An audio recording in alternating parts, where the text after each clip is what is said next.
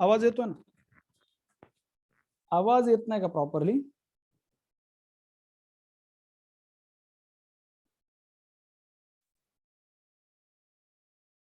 Crystal clear आहे आवाज, जरा लक्षात द्या. So contraction of diaphragm that lead to the diaphragm goes to the दोस्तों lower side and become flat. Diaphragm ये ऐसा है, it goes to the lower side and become flat, and because of that the volume of thoracic cavity decreases in anterior posterior axis. And when the volume of thoracic cavity decreases, that lead to the decrease in the volume of pulmonary cavity, means the volume of lungs decreases. Okay, and दोस्तों when I'm so sorry, not decrease, I'm so sorry, just wait.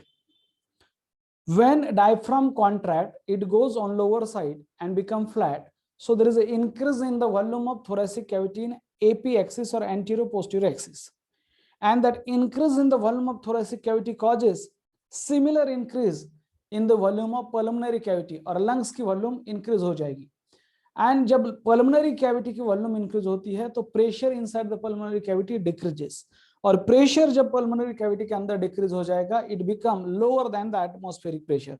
अभी situation ये आ गई है कि atmospheric pressure is greater than the intrapulmonary pressure, and because of that air will flow from higher pressure to lower pressure, that is called the inspiration. Now what is the role of external intercostal muscle in inspiration? Again the contraction of external intercostal muscle causes the movement of ribs and sternum in upward and outward direction. The movement of ribs and sternum in upward and outward direction, and because of that there is an increase in the volume of thoracic cavity in dorsoventral axis, DV axis. And when volume of thoracic cavity increases, ultimately volume of pulmonary cavity increases. We cannot directly change the volume of pulmonary cavity, इसलिए ये सब arrangement है. और जब pulmonary cavity की volume बढ़ेगी दोस्तों, तो प्रेशर और वॉल्यूम आर इनवर्सली प्रोपोर्शनल, तो pressure inside the pulmonary cavity decreases. IPP intra pulmonary pressure decrease हो जाएगा, and it is become less than the atmospheric pressure. Again air will flow from दोस्तों that is atmosphere into the lungs, that is inspiration. और ये दोनों process, contraction of diaphragm and contraction of external intercostal muscle, they occur simultaneously, साथ साथ होते हैं, एक ही साथ, तभी जाके इंस्पिरेशन होगा. फिर हमने देखा दोस्तों कि there are certain sound which are associated with inspiration.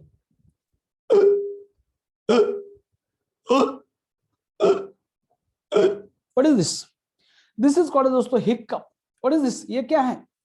इसे क्या बोलते हैं? इसे बोलेंगे दोस्तों हिक्कप. ये क्या है और ये क्या होता है हिक्कप और क्यों होता है, ये आपको पता होना जरूरी है. ये एक इंस्पिरेटरी साउंड है. कभी हम ऐसा करते क्या, हवा बाहर भी फेंक रहे और उचकियापन लगा लेते, नहीं, ये अंदर साइड है. आपको फीलिंग आ जाए, करके देखो, हवा अंदर आ रही, यस और नो. उचकी म्हणतात आणि लोक म्हणतात की कोणीतरी आठवण काढली. आपल्याकडे एक मीथ आहे, तसलं काही आठवण गिठवण कोणी काढत नसतं. बेसिक समझा. What is mean by hiccup, क्या होता है दोस्तों? What is the concept of hiccup? Hiccup में क्या होता है याद रखो. व्हाट हैपन इन हिक्कप्स दोस्तों, ये एक sharp jerky incomplete inspiratory sound है. पहले तो मैं इसका डिस्क्रिप्शन करता हूं. What is हिक्कप? हिक्कप दोस्तों, इट इज, हिक्कप जो है it is sharp, sharp jerky. Okay, jerky means एक के बाद एक के बाद एक आने वाला, मीन्स ऐसा, इसे कहते हैं जर्क, इसे कहते हैं jerk. So it is sharp jerky. और ये कंप्लीट साउंड नहीं तो दोस्तों ये इनकम्प्लीट साउंड है. पूरे ऐसा नहीं है, ऐसा नहीं है, इनकम्प्लीट साउंड है. It is N incomplete sound. और कैसा है? एक्सपिरेटरी है या इंस्पिरेटरी है? ऐसा है क्या, बाहर फेंकते वक्त आ रहा है कि नहीं, हवा अंदर लेते हैं तब आ रहा है.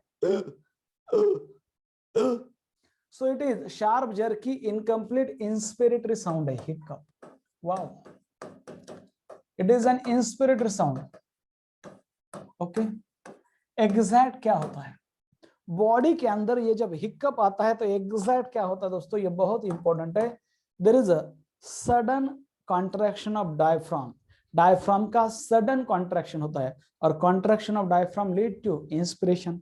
You all know that sudden contraction of diaphragm होगा दोस्तों, sudden contraction, it is due to it. Okay, in hiccup क्या होता है, इट occurs when दोस्तों there is a sudden का मतलब होता है abrupt, immediate, sudden contraction of, एकदम फास्ट कॉन्ट्रैक्शन हो रहा है किसका, sudden contraction of diaphragm, sudden contraction of diaphragm. Okay, followed by sudden closure of glottis, glottis भी क्लोज हो रहा है इसीलिए वो इनकम्प्लीट साउंड है। Sudden contraction of diaphragm followed by, यब भी या फिर डायरेक्ट लिखता हूं, followed by sudden closure of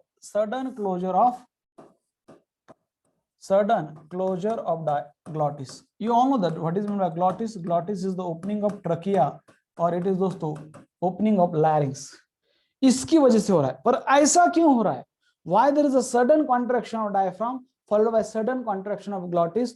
Due to दोस्तों it is caused usually due to irritation of sensory nerve ending of digestive tract. जो हमारा खाना खाते वक्त उचक्या लागतात सहसा लक्षात ठेवा, ठीक आहे, पाणी प्या म्हणतो आपण त्याच्यानंतर, तो हे कशामुळे होतं, it is usually due to, it is usually क्या होता है, it is usually due to दोस्तों इरिटेशन ऑफ सेंसरी और nerve ending of sensory nerve means these are the nerve which carries information from a different organ to CNS, central nervous system.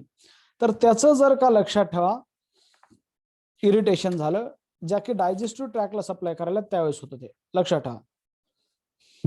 It is usually due to irritation, म्हणजे जास्तीत जास्त वेळेस परत परत परत त्या stimulate व्हायला, irritation of sensory nerve ending. Sensory का मतलब होता है ऐसे नर्व एंडिंग, ऐसे नर्व दोस्तों जो डिफरेंट ऑर्गन से इंफॉर्मेशन सीएनएस की तरफ लेके जाते. So it is irritation of sensory nerve ending of digestive tract. Digestive ट्रॅकला जे सप्लाय आहेत तिथल्या नर्व थोड्याफार इरिटेट होतात, त्यामुळे नेहमी हे जेवताना होतं, लक्षात ठेवा, उचक्या, म्हणून आपण म्हणतो पाणी प्या पाणी प्या पाणी प्या, आणि मग ते पाणी प्याले की इरिटेशन सडन स्टॉप होतं आणि उचक्या थांबतात. ये है हिकअप. क्या है हिकअप? शार्प, जर्की और इनकम्प्लीट इंस्पिरेटरी साउंड है. कैसा साउंड है? इंस्पिरेटरी. क्या हो रहा है? Sudden contraction of diaphragm followed by closure of epiglottis, sorry closure of glottis, इसीलिए वो इनकम्प्लीट है. ग्लॉटिस क्लोज कर रहा है उस साउंड हवा को. ये किसको? Opening of larynx. What is glottis, sorry what is mean by glottis, I am so sorry. Glottis का मतलब क्या है? ये ग्लॉटिस है क्या? ग्लॉटिस इज दोस्तों ओपनिंग ऑफ लैरिंक्स है. It is an opening of larynx, या फिर ट्रकिया भी कह सकते हैं, क्योंकि larynx, trachea is the upper, trachea का अपर पार्ट है लैरिंक्स, ये याद रखो. ग्लॉटिस. ये हो गया हिकअप. ये हो गया दोस्तों हिकअप के बारे में इंफॉर्मेशन. हिकअप. और एक होता है स्नोरिंग. ओके, घोरने.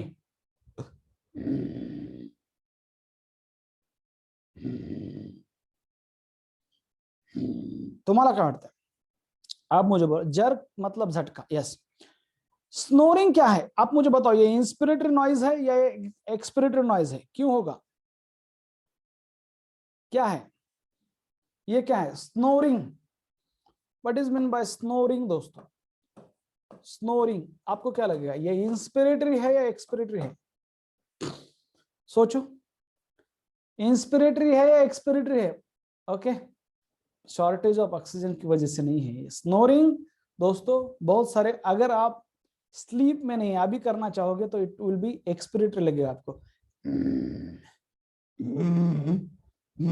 इंस्पिरेटरी कर ही नहीं सकोगे, एक्सपिरेटरी साउंड प्रोड्यूस करने की कोशिश कर रहे हैं. पर ये कैसा होता है दोस्तों? इट इज एन, ये एक रफ नॉइज होता है, एक rough and inspiratory noise caused during sleep.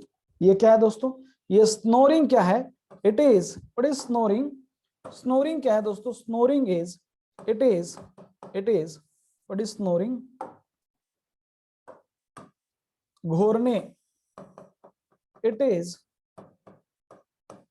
Rough inspiratory noise है, रफ इंस्पिरेटरी नॉइज होता है दोस्तों।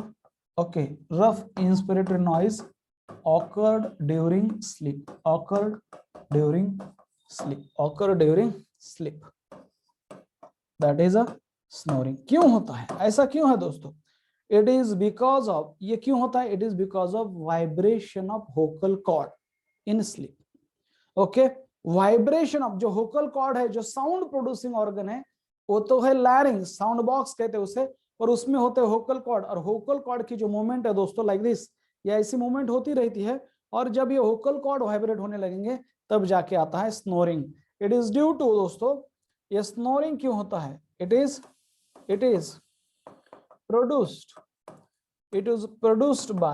produced by दोस्तों vibration of vocal cords. Vocal cords का वाइब्रेशन होता है, वाइब्रेशन ऑफ वोकल कॉर्ड, ये हो गया वोकल कॉर्ड्स, स्नोरिंग। बट ये वोकल कॉर्ड क्यों वाइब्रेट होते हैं? वोकल कॉर्ड क्यों वाइब्रेट होते हैं दोस्तों? Why there is vibration of vocal cord? Because of partial blockage of upper respiratory tract. Upper respiratory tract means जो लैरिंग्स के आगे है वो है upper respiratory track,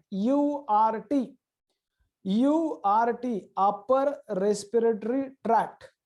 it is the respiratory passage, okay, larynx and above, और trachea and below होगा lower respiratory tract. मैं लिख के देता हूं, रेस्पिरेटरी ट्रैक के दो part.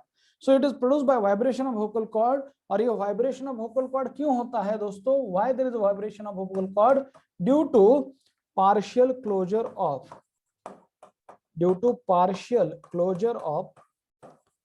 Closure of upper respiratory tract, upper respiratory tract, upper respiratory tract by tongue. Tongue क्या करेगा? उसे पार्शियल क्लोज करेगा अपर रेस्पिरेटरी ट्रैक को दोस्तों, इसलिए होता है स्नोरिंग, इसलिए होता है स्नोरिंग। और यह है हिकअप। दो बेसिक कंसेप्ट मैंने इंस्पिरेशन के बाद लिए है, means they are inspiratory sound. मैंने इंस्पिरेशन के बाद लिए है, इसका मतलब होता है यह है इंस्पिरेटरी साउंड, यह है इंस्पिरेटरी साउंड। नाउ याउनिंग क्या है? What is this? दुनिया में सबसे ज्यादा इन्फेक्शियस चीज क्या है? कोई मुझे बता सकता है? The most infectious thing in the world, क्या लगता है आपको? वायरस है? क्या लगता है आपको? वायरस है? कोरोना है? गलत। याद रखो, हमेशा याद रखो, हमेशा लाइफ में कभी भी दुनिया में सबसे ज्यादा इन्फेक्शियस चीज अगर कोई है तो वो है स्माइल। अगर आप स्माइल करोगे तो सामने जितने भी लोग हैं, 5, 10, सभी स्माइल करने लगेंगे। अगर आप स्माइल करोगे, और किसी को देख के आप स्माइल करते हो तो दोस्तों आगे सामने वाला भी विद इन सेकंड वो स्माइल करता है। इन्फेक्शन थोड़ी इतना फास्ट होता है, वायरसेस थोड़ी इतने फास्ट स्प्रेड हो रहे हैं, नहीं, टाइम लगता है ना, इंक्यूबेशन पीरियड है, फिर सिम्टम आ जाएंगे, फिर कॉम्प्लिकेशन, ऑल दैट। पर smile with in second infection cause करके दूसरे में आ जाता है। यस और नो? यस और नो? यस और नो? स्माइल। तो इसीलिए हंसते रहो, ताकि आप अगर हंसते रहोगे तो दोस्तों आपके आजू बाजू के लोग हैं वो भी स्माइल करते रहेंगे। ये हमारी ड्यूटी है, ये हमारी रिस्पॉन्सिबिलिटी। और दूसरी और एक इन्फेक्शियस चीज है, और दैट इज याउनिंग। मगर यहाँ पे और एक कंडीशन चाहिए, ब्रैकेट में लिखता हूं, कि दोनों लोग एग्जॉस्ट हुए हैं या फिर टायर्ड हुए हैं, तो एक ने ऐसा कर दिया तो दूसरा भी ऐसा ही करता है। ये क्यों हो रहा है? क्योंकि हमारा ब्रेन थक चुका है, और हम जो नॉर्मल इंस्पिरेशन कर रहे हैं, जो नॉर्मल नाक से ऑक्सीजन ले रहे, वो ब्रेन को ओके अपुरा पडायला तो oxygen, incomplete supply of oxygen हो रहा है। त्यामुळे काय करायला ब्रेन तोंडामधनं सुद्धा ऑक्सिजन घ्यायला लागलाय, म्हणून ते काय करतं, म्हणजे वरून एक सिग्नल आला की नाकामधनं येणारा ऑक्सिजन कमी आहे, तोंडामधनं पण घ्या। मग आपण काय करतो, हवा अंदर लेते हम, फक्त असं नाही करत आहे, कारण की incomplete supply of brain, sorry incomplete supply of oxygen व्हायला लागलाय ब्रेनला, त्यामुळे वरून सिग्नल आलाय, तसं ऑक्सिजन आहे पण ब्रेन स्वतःच थकून गेलाय आणि तो मग ऑक्सिजन सप्लाय वाढण्यासाठी आपल्याला जांभळ्या लागतात. हे खूप जास्त काम केल्याच्या नंतर होतं. लक्षात ठेवा, सकाळी फ्रेश आहेत, एकदम आंघोळ वगैरे केले, एकदम फ्रेश आहे, मग त्यावेळेस जांभळ्या यायला नाही, जांभळ्या येणार नाहीत सहसा. ज्यावेळेस ऑक्सिजन सप्लाय आणि कधी कधी बोर व्हायला लागले, आपल्या न आवडीचा विषय आपण करलो, जांभळ्या यायला म्हणजे एक सिग्नल आहे की हा विषयामध्ये आपल्याला इंटरेस्ट नाहीये. पण मेन कारण ते आहे यावनिंग दोस्तों. ये एक that is a inspiration through mouth का एक ये है, और it is because of incomplete supply of oxygen और insufficient supply of oxygen due to brain. ये होगा यावनिंग दोस्तों. ये है मान लो यावनिंग. यावनिंग क्या है? दैट इज अ, ये है दोस्तों दैट इज अ ब्रीदिंग. यावनिंग जो होता है that is a breathing through mouth, और खासकर से इंस्पिरेशन थ्रू माउथ. और ऐसा क्यों है इंस्पिरेशन थ्रू माउथ? ऐसा क्यों है? ड्यू टू दोस्तों, due to insufficient oxygen in blood. Due to insufficient oxygen in, it is due to insufficient oxygen supply to brain. Means ऐसा तो ज्यादा नहीं है पर थोड़ा सा कम हुआ है, इतना भी मत समझो, क्योंकि ब्रेन को अगर सप्लाई कम होता है तो प्रॉब्लम बहुत ज्यादा आते हैं, पर बहुत ही थोड़े लेवल पे, जो नॉर्मल लेवल पे चाहिए उससे थोड़ा कम है, तो ये यावनिंग होगा दोस्तों. तो these are the some terminology that are related with the respiratory tract: hiccup, snoring and yawning. और एक शब्द किसी ने तो भी मुझे पूछा था कि सर स्नीजिंग क्या होता है? स्नीजिंग क्या है? स्नीजिंग मैं बताता हूँ. स्नीजिंग म्हणजे ये क्यों होता? ड्यू टू स्नीजिंग दोस्तों, आपण तुम्ही सगळ्यांनी केलं असेल, आजी आजोबा कुठेतरी झोपलेले आहेत, एखादा माणूस किंवा आपला मित्र झोपलेला आहे आणि आपण नाकामध्ये काय करतो, एक ते कागदाचं हे करतो आणि त्याच्या नाकामध्ये टाकतो. कोणी कोणी केलं हे सगळं? ओके, हे केलंय सगळ्यांनी? यावनिंग गिव अस रिफ्रेशमेंट? नाही नाही नाही नाही. ओके, यावनिंग जर येत असेल तर ते बंद करायचं असेल तर एक डीप ओके श्वास घ्या, खोल श्वास घ्या, 2-4 वेळेस खोल श्वास घ्या, ऑक्सिजन लेवल वाढेल आणि तुम्हाला जांभळ्या येणं बंद होतील. हे बघा, तुम्ही करून बघा. ठीक आहे, जांभळ्या जर येत असतील खूप जास्त तर 2-4 वेळेस खोल श्वास घ्या मोठमोठे, कारण की अचानक ऑक्सिजन लेवल वाढायला लागेल आणि तुम्हाला जांभळ्या येणं बंद होईल. आता प्रत्येकाने काय केलं, प्रत्येकाने ते नाकामध्ये कोणाचं तरी कागद वगैरे टाकला असेल आणि मग ते काय करलं, ऍक्ची. इट इज बिकॉज ऑफ दोस्तों, ये एक रिफ्लेक्स है. Sneezing is an reflex due to the irritation of nasal epithelium. एक रिफ्लेक्स होता है. ओके, एक रिफ्लेक्स है दोस्तों. इट इज बिकॉज ऑफ एक प्रोटेक्टिव रिफ्लेक्स ही कह सकते हैं आप, that is a sneezing. Sneezing क्या है? एक प्रोटेक्टिव रिफ्लेक्स है दोस्तों. प्रोटेक्टिव रिफ्लेक्स है cause due to irritation of nasal epithelium. Protective reflex है, प्रोटेक्टिव रिफ्लेक्स है. ये शब्द नहीं आएंगे सिलेबस में. ड्यू टू, पर क्यों है? ड्यू टू इरिटेशन ऑफ दोस्तों नेजल इपिथेलियम. नेजल इपिथेलियम का इरिटेशन होता है because of fluid, because of some epithelium, due to दोस्तों allergen. Due to allergen means allergen means दोस्तों एलर्जी कॉजिंग एजेंट होते हैं, उन्हें कहते हैं एलर्जन. इसमें होगा स्नीजिंग. नाउ कफ क्या है? कफ म्हणजे खोकला. That is also protective reflex due to irritation of respiratory passage, खास करके फॅरिंग्सला. ओके, फॅरिंग्स किंवा खाली रेस्पिरेटरी ट्रॅक, अल्वेओलाई वगैरे, तिथे जर इरिटेशन होत असेल because of accumulation of fluid, तब आ जाता है दोस्तों कफ. और इसका इन्फ्लामेशन हो रहा है तभी भी आ सकता है कफ. तो कफ इज आल्सो प्रोटेक्टिव रिफ्लेक्स है. कफ इज आल्सो प्रोटेक्टिव रिफ्लेक्स. लक्षात ठेवा, कफ क्या है दोस्तों? इट इज नॉर्मल है और ये भी एक प्रोटेक्टिव रिफ्लेक्स है. अब प्रोटेक्टिव रिफ्लेक्स है, ये भी प्रोटेक्टिव रिफ्लेक्स है, ताकि क्यों कि चीजें जो रेस्पिरेटरी ट्रैक में चीजें है दोस्तों बाहर जाए. It is a protective reflex. Okay, cause due to दोस्तों irritation of either pharynx and irritation of respiratory tract. Irritation of दोस्तों respiratory tract, irritation of respiratory tract, irritation of respiratory tract. कशासाठी? to expel the okay to expel out दोस्तों, that is to expel out irritating substance, जो भी होगा चाहे वो fluid हो या फिर कुछ भी है, it is caused due to irritation of respiratory tract. कशामुळे होऊ शकतं इरिटेशन ऑफ रेस्पिरेटरी ट्रॅक्ट दोस्तों? ड्यू टू इन्फ्लामेशन, इन्फ्लामेशन मुळे होऊ शकतं, ड्यू टू इन्फ्लामेशन और दोस्तों that is a accumulation of fluid, due to inflammation or accumulation of fluid. Okay, fluid accumulate हो गया इन रेस्पिरेटरी ट्रैक्ट, तो इसकी वजह से दोस्तों कफ है, और cough help to expel out the substances. It help to okay expel म्हणजे बाहेर फेकणे, it help to expel out okay that is a fluid और इरिटेटिंग एक्सपेल आउट दोस्तों, दैट इज जो भी इरिटेटिंग सब्सटेंस है, इरिटेटिंग सब्सटेंस जो भी है दोस्तों, फ्लूइड या चाहे कोई भी है, पर कभी कभी कोरडा खोकला असतो, लक्षात ठेवा, कधी कधी कोरडा खोकला असतो, फक्त इन्फ्लामेशन व्हायला लागले म्हणून ते व्हायला लागले, कधी कधी ओल्ला असतो, बेडके पण बाहेर पडतात, दैट इज द कफ. ये कुछ बेसिक चीजें हैं, आगे बढ़ते हैं दोस्तों. ये हो गया कुछ बेसिक चीजें. नाउ अल्वेओलाई में ना कुछ केमिकल्स होते हैं, उन्हें कहते हैं सर्फेक्टेंट. ओके, अल्वेओलाई में कुछ केमिकल्स होते हैं दोस्तों, जैसे कि लिसिथिन, उन्हें कहते हैं सर्फेक्टेंट. मैं आपको समझाने की कोशिश करता हूं. What is the concept of surfactant दोस्तों? सर्फेक्टेंट ये सरफेस एक्टिव एजेंट है.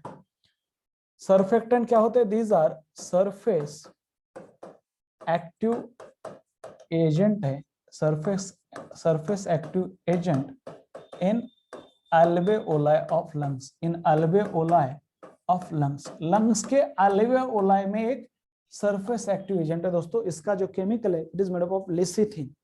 ओके, ये जो सर्फेक्टेंट है दोस्तों, इट इज एक्चुअली देखा जाए तो इट इज लिसिथिन है. ओके, सर्फेक्टेंट दोस्तों it is made up of a chemical है, it is made up of surfactant, it is made up of दोस्तों, made up of a chemical known as a lecithin, chemical known as lecithin. ये पुराना पापिया है, खूब famous MCQ है. What is the concept of surfactant? मैं आपको समझाता हूं. What is the concept of surfactant? So it is made up of दोस्तों chemical known as a lecithin, और ये जो है लिसिथिन जो है, lecithin is produced by, lecithin is produced by दो टाइप के अल्वेओलर एपिथेलियम है, प्रोड्यूस्ड बाय दोस्तों type 1 and type 2 alveolar epithelial cell. तो इट इज प्रोड्यूस्ड बाय, ये बहुत ही फेमस या फिर बहुत ही डेप्थ लेवल का एमसीक्यू हो गया, type 2 alveolar epithelial cell, alveolar epithelial cell, alveolar epithelial cell cells. हे एवढं सर्फेक्टेंट. आणखी एक माहिती याच्याबद्दल, ये जो सर्फेक्टेंट है दोस्तों, it reduces the surface tension between alveolar fluid, थोड़ा काहीतरी फ्लूइड असतं आणि एअर, जास्त नाही पण थोडं फ्लूइड आहे. सो इट डिक्रीज और रिड्यूसेस, ये क्वेश्चन आता है, it reduces surface tension, it reduces दोस्तों surface tension between alveolar fluid, जास्त नसतं उगं थोडंफार आहे, अल्वेओलर फ्लूइड एंड दोस्तों दैट इज अ ईयर. और इसका बेसिक काम क्या है, मेन काम क्या है, ये सर्फेक्टेंट का मेन फंक्शन जो है, मेन पर्पस ऑफ सर्फेक्टेंट मैं आपको समझाने की कोशिश करता हूं दोस्तों. इसका मेन पर्पस है it prevent the collapsing of alveolar lung. Collapse होणे म्हणजे काय माहिती, फुगा आहे, बलून आहे, त्याच्यामधनं हवा निघून गेली की तो कसा चपटा होऊन जातो, that is called as a collapsing of cell, collapsing of alveoli. Balloon मधनं हवा गेल्यानंतर तो कोलॅप्स होतो, ओके, डिफ्लेट होतो, आणि त्याच्यामध्ये हवा भरली की इन्फ्लेट होतो. अल्वेओलाई कधीच कोलॅप्स होत नाही, एकदा त्या कोलॅप्सच असतात. आपण आपला जन्म व्हायच्या अगोदर, पण ज्यावेळेस आपण जन्म घेतो आणि पहिला श्वास घेतो, डँग डँग डँग डँग डँग ते रडायला लागतं. आलं लक्षात? ते बच्चू. आणि ते पहिला श्वास घेतल्याच्या नंतर ते पहिला श्वास का घेतं ते पण कळणार आहे आपल्याला, रेग्युलेशन ऑफ रेस्पिरेशन मध्ये बोलूया.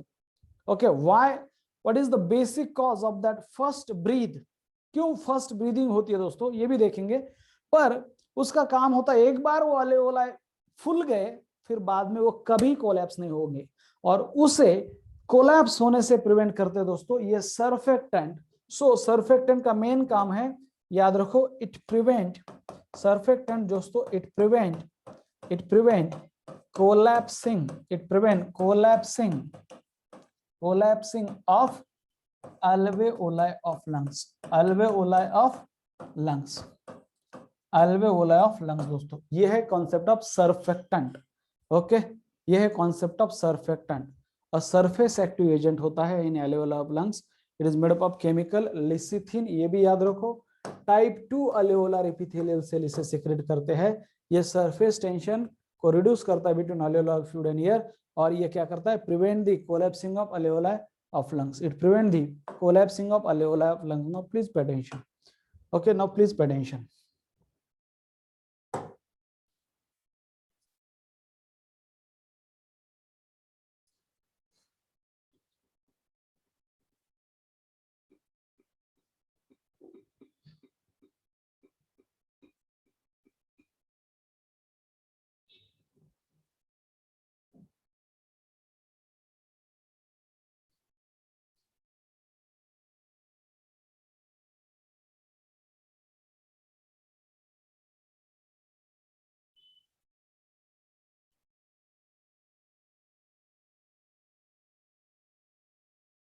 कोलैप्स का मतलब मैं आपको समझाता हूं। See this is the meaning of collapse. Okay, collapse मतलब दोस्तों ये है नॉर्मल अल्वेओलाई और collapsed alveoli. Now what is mean by alveolar, पहले तो ये जान लो। ओके, एक बच्चों है, उसमें एक डिसीज है, सपोज मान लो कोई भी रेस्पिरेटरी सिंड्रोम है, तो ये है नॉर्मल अल्वेओलाई। ये हर एक दोस्तों, ये हर एक चीज अल्वेओलाई है। ये हो गया अल्वेओलर डक्ट, और ये अल्वेओलर सैक, ये एक अल्वेओलर सैक है दोस्तों। दिस इज एन एक अल्वेओलर सैक, और उसमें this is an one alveoli, this is an another alveoli, this is an another alveoli, ये ऐसे alveoli, this is an another alveoli. समझ में आ रहा है? एक अल्वेओलाई है, एक अल्वेओलाई है, अल्वेओलाई अल्वेओलाई। सो दोस्तों ये कुछ ऐसे अल्वेओलाई होते हैं, और ये है नॉर्मल अल्वेओलाई जो कि फूले हुए हैं। इनमें दोस्तों ये नॉर्मल है और इनकी साइज कम हुई है, इन्हें कहेंगे कोलैप्स्ड अल्वेओलाई। तो ये रेस्पिरेटरी डिसऑर्डर में कोलैप्स हो सकते हैं, इन्हें कहेंगे कोलैप्स अल्वेओलाई। दोस्तों ये है, याद रखो, दीज आर कोलैप्स्ड अल्वेओलाई। आपको ये समझना बहुत इंपॉर्टेंट है, मीनिंग ऑफ कोलैप्स क्या होगा, कोलैप्स ऑफ अल्वेओलाई। इस एक को कहेंगे दोस्तों, जो एक है इसे कहते हैं अल्वेओलस, एक को, और सबको मिलकर बोला जाता है अल्वेओलाई। और दीज आर दोस्तों दैट इज नॉर्मल, एन को मैंने अगर सर्कल कर दिया तो हो गया नॉर्मल, ये हो गया दोस्तों नॉर्मल अल्वेओलाई, याद रखो, ये हो गया नॉर्मल अल्वेओलाई। और ये अल्वेओलाई की वॉल है जो आपको दिख रही है ना, दे आर कनेक्टेड। इम्फाइसेमा नाम का डिसऑर्डर है, ये जो अल्वेओलाई की वॉल है दोस्तों, ये रप्चर होती है, ये जो वॉल है ये रप्चर होती है, emphysema, because of cigarette smoking, याद रखो। This is the concept of alveoli. और दोस्तों जो सर्फेक्टेंट है, जो सर्फेक्टेंट होता है, एक फ्लूइड है सर्फेक्टेंट, थोड़ा सॉरी एक केमिकल है दोस्तों। सर्फेक्टेंट क्या करेगा, prevent collapsing of alveoli, it prevent the collapsing of alveoli. मैं आपको समझाता हूं और कैसा, it prevent the collapsing of alveoli. ये कोलैप्स क्यों है, because of some respiratory disorder. ये कोलैप्स क्यों हुआ है, because of respiratory disorder. Concept क्या लगा है, ये है दोस्तों कोलैप्सिंग अल्वेओलाई, ये है collapsing alveoli. This is an alveolar sac, और एक को कहेंगे अल्वेओलाई। ओके, ये क्लियर हो गया, आगे बढ़ते हैं। Now please pay attention.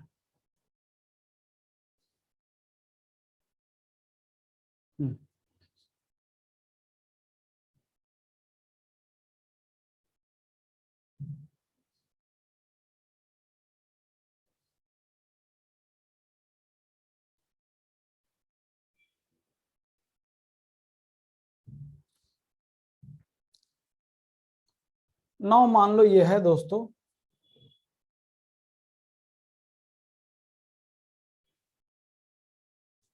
No please pay attention, this is an one alveoli. ये क्या है, एक अल्वेओलाई दोस्तों, ये एक अल्वेओलाई है, और इस अल्वेओलार के ऊपर यहाँ पे है दोस्तों type 2 alveolar cell, alveolar type 2 cell अगर आपको दिख रहा है तो type 2 alveolar cell which secrete a layer of surfactant. ये है दोस्तों सर्फेक्टेंट लेयर। देखो ये पूरे अल्वेओलाई के इनर लाइनिंग के ऊपर होता है, this is N surfactant. Okay, उन्होंने पूरे अल्वेओलाई के ऊपर लाइनिंग होता है और ये क्या करेगा, ये है अंदर का ईयर स्पेस, ये है अंदर का ईयर स्पेस, ये बाकी के सेल है सपोज मान लो, that is a macrophages and all that. तो यहाँ पे ये सरफेस टेंशन रिड्यूस करेगा, ये जो लेयर है ऐसा लेयर होता है दोस्तों, it reduces surface tension and that surfactant यहाँ पे लिखा है एंटी सरफेस टेंशन है, ANT में ही है एंटी, एंटी सरफेस टेंशन में सरफेस टेंशन को रिड्यूस करता है। यह है एंटी सरफेस टेंशन, एंटी म्हणजे एंटी सर्फेक्टेंट एंड, सो दोस्तों एंटी ऐसे याद रखेंगे, एंटी सरफेस टेंशन है। इसका मतलब क्या है, it reduces the surface tension between alveolar fluid and दोस्तों ईयर, ये है ईयर और नीचे होगा फ्लूइड, तो उसमें एक लेयर है तो सरफेस टेंशन रिड्यूस करता है। तो ये सर्फेक्टेंट लेयर क्या करेगा, प्रिवेंट, तो अल्वेओलाई को कोलैप्स नहीं होता, prevent collapsing of alveoli, prevent collapsing of alveoli. तो ये कुछ थोड़ा सा विड्थ लिए है हमने, ज्यादा नहीं, और आपको सर्फेक्टेंट क्या है ये पता होना चाहिए। ये क्लियर है, ये क्लियर है, मैं वापस आने वाला हूँ। ओके, अल्वेओलाई डेथ के बाद कोलैप्स हो जाएंगे, इवन दो निमोनिया में भी कुछ बार वो कोलैप्स होते हैं। अगर निमोनिया है दोस्तों वहां पे भी अगर अल्वेओलाई डैमेज हुए तो वहां पे भी कुछ part of alveoli get collapsed. Okay, pneumonia में तो पानी भर जाता है, पर बाद में बहुत सारे ऐसे रेस्पिरेटरी डिसऑर्डर है जहां पे अल्वेओलाई कोलैप्स होते हैं, TB एंड ऑल दैट। ये सर्फेक्टेंट का पता चल गया आपको क्या कॉन्सेप्ट है, तो ये सर्फेक्टेंट पता चल गया। ओके, स्मोकिंग मध्ये ते अल्वेओलाई जे वॉल, जे अल्वेओलाई वॉल असतात त्याच रप्चर होतात, म्हणून काय होतं तुम्हाला सांगतो ना, इम्फायसेमा में दिखाऊंगा। तो ये स्मोकिंग में क्या होता है मैं आपको बाद में बताऊंगा। Is that clear? आगे बढ़ते दोस्तों बात करते हैं the concept of expiration. Expiration क्या है, हम अभी तक बात करें दोस्तों इंस्पिरेशन के बारे में, आज बात करेंगे एक्सपिरेशन क्या होता है। Expiration means it is exhalation of alveolar air to the outside, it is exhalation of alveolar air means air within the alveoli, okay, from lungs to the outside, exhalation outflow of air। क्या है दोस्तों expiration क्या है, it is an exhalation of क्या, alveolar air, it is an exhalation of alveolar air। exhalation का मतलब है release of that alveolar air to the outside। दोस्तों ये क्या है, और it is nothing but it is okay release of alveolar air, okay, from lungs to the atmosphere, from lungs to the atmosphere, और ये कब पॉसिबल है, it is possible when दोस्तों that intrapulmonary pressure is greater than the atmospheric pressure। ये कब possible है, it is possible, it occurs, expression occurs, it occurs when दोस्तों, when IPP म्हणजे intra pulmonary pressure, means pulmonary cavity के अंदर का pressure ज्यादा है, intra pulmonary pressure is greater और more is greater than the atmospheric pressure, then the atmospheric pressure, yes or no, than the atmospheric pressure,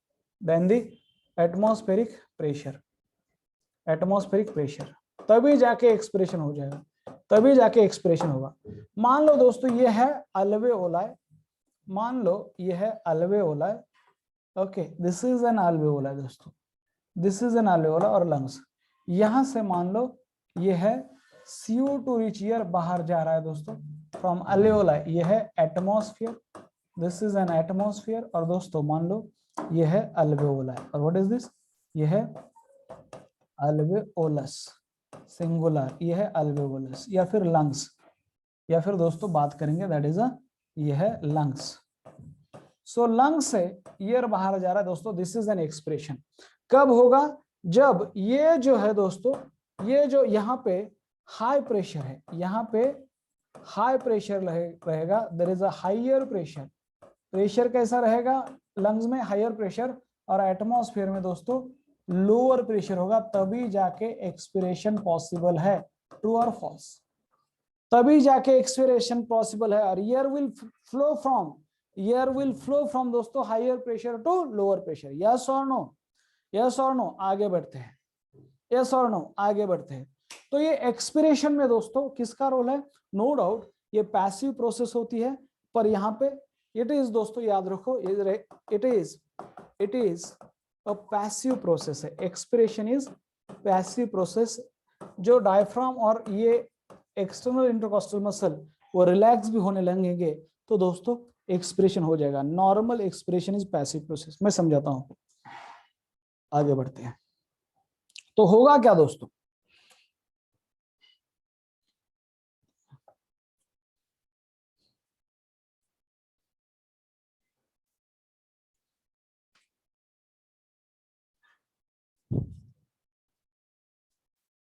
लक्षात हाँ।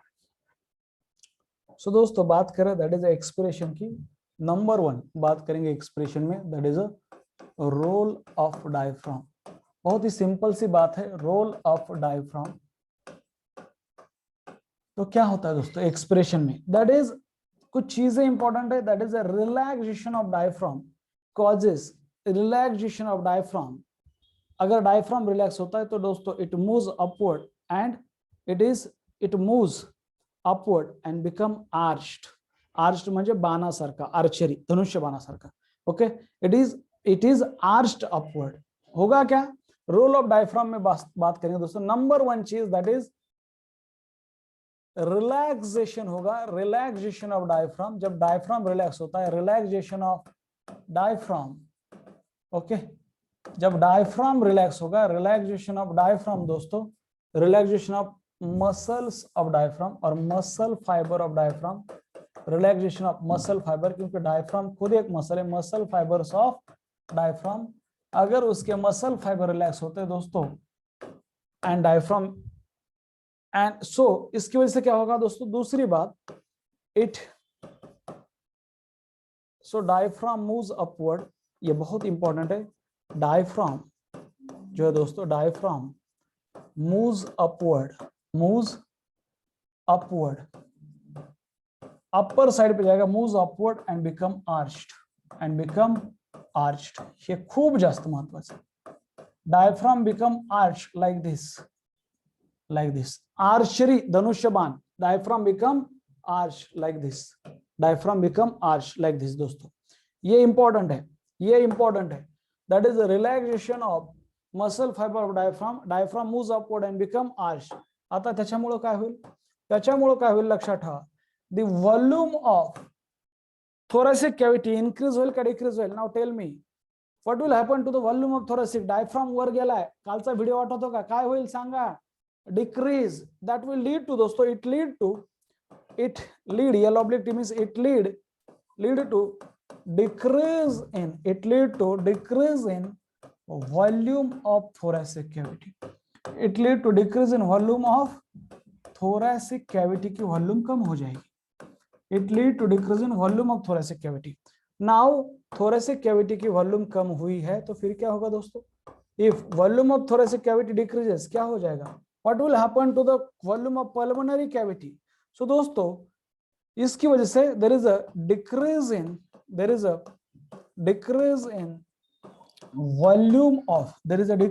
volume of pulmonary cavity.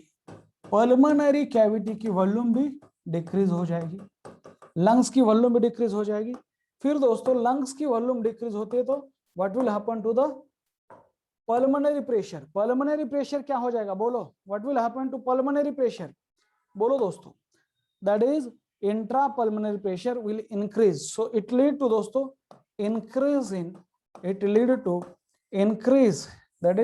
दोस्तों increase in intrapulmonary pressure, means pressure inside the lungs. It lead to increase in intrapulmonary pressure. पाठांतर करायचं नाही, समजून घ्यायचं आहे। It lead to increase in intrapulmonary pressure, हम क्योंकि हमें पता है दोस्तों pressure and volume are inversely proportional. अगर प्रेशर इज दोस्तों इनवर्सली प्रोपोर्शनल टू वॉल्यूम, अगर वॉल्यूम यहाँ पे कम हो रही तो प्रेशर बढ़ेगा. There is a decrease in volume of pulmonary cavity, so increase in the intrapulmonary pressure. And दोस्तों ये जो इसकी वजह, इसके बाद क्या होगा, ये जो इंट्रापल्मोनरी प्रेशर है intrapulmonary pressure become greater than the atmospheric pressure.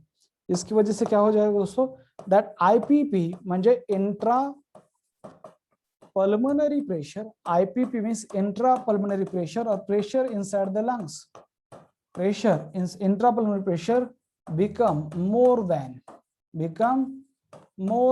or greater than, become more than काय, become more than क्या दोस्तों, become more than atmospheric pressure, become more than atmospheric pressure, and air will move from higher pressure to lower pressure. आणि काय होतं सांगा बरं, पुढे काय होईल, व्हॉट विल हैपन दोस्तों, क्या हो जाएगा बोलो, सबको पता है व्हाट विल हैपन दोस्तों, the air will move from higher pressure to lower pressure. Number 7, that air will move from दोस्तों फ्रॉम हायर प्रेशर जो कि अभी लंग्स में है, from higher to lower pressure, from higher to lower pressure. इसका मतलब क्या हो जाएगा दोस्तों, from lungs to the atmosphere. तो इफेक्ट क्या हो जाएगा बोलो, अल्टीमेटली इट लीड टू दोस्तों, इसका इफेक्ट क्या हो जाएगा, इट लीड टू एक्सपिरेशन हो जाएगा. क्या हो जाएगा दोस्तों, एक्सपिरेशन हो जाएगा. क्या हो जाएगा, एक्सपिरेशन हो जाएगा दोस्तों, expiration. This is a role of diaphragm. Relaxation of muscle fiber diaphragm and diaphragm goes to normal position. हे महत्वाचं आहे. Diaphragm moves upward and become arched. म्हणजे relaxation of muscle fiber diaphragm and it goes to normal position. त्याची normal positionच arched upward आहे. ठीक आहे, हे अतिशय महत्वाचं MCQ. ह्याच्यावर प्रश्न येतात की डायफ्राम आर्च्ड अपवर्ड कुठल्या पोझिशन मध्ये असतो, during expiration, during relaxation. Clear है का, what is the concept of force. जरा लक्ष्य है, एक उधर नॉर्मल तो बोलिए, फिर बाद में बोलेंगे एक्सपिरेशन. इज दैट ओके, ये क्लियर है, ये क्लियर है, आगे बढ़ते हैं, ये क्लियर है, आगे बढ़ते हैं. रप्चर मतलब ब्रेकडाउन होना, रप्चर का मतलब होता है दोस्तों ब्रेकडाउन होना, याद रखो. ओके, लक्ष्य, इसका मतलब होता है ब्रेकडाउन, रप्चर का मतलब.